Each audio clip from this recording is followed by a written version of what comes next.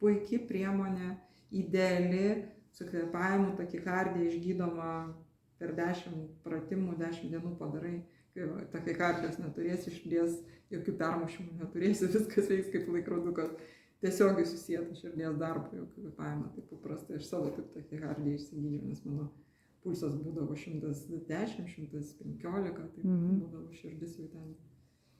Nu tai ten, kaip sakyti, seni reikalai, bet aš labai seniai su kvėpavimu supratau, kad nes su vaistais nieko gero nebus, kaip sako, o kvėpavimas iš tikrųjų labai ypatingai tas giluminis per 8 įkvėpti, sulaikyti, iškvėpti ir sulaikyti, tai yra...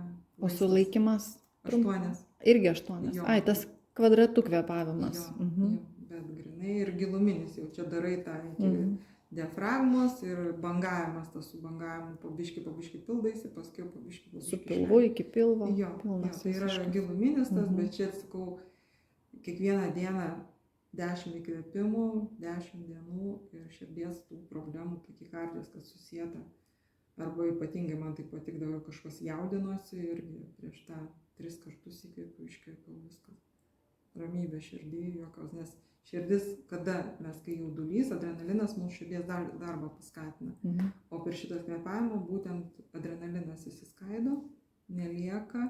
Ir, pavyzdžiui, jeigu bijo gyvūnų, kažkas, šunų, irgi su to kvėpavimu gali stabdyti širdies darbą, adrenaliną sustabdysi, o šunės visi blogi gyvūnai, kurie grėsmė, nėra tų grėsmių, bet nesvarbu. Čia žmonės, kai bijo adrenaliną, sukelia žodžią adrenaliną, šunės tada puola žmogų. Tai su šito gali valdyti. Jeigu kažkokį gyvūną, irgi toks miške vilkas, dar kas nors, nesakau, 2 kartus gyvenime su vilku susitikus, bet vaikystį. Irgi. Aš žiūriu į jį, jis į mane, paskui kiekvieną savo keliu.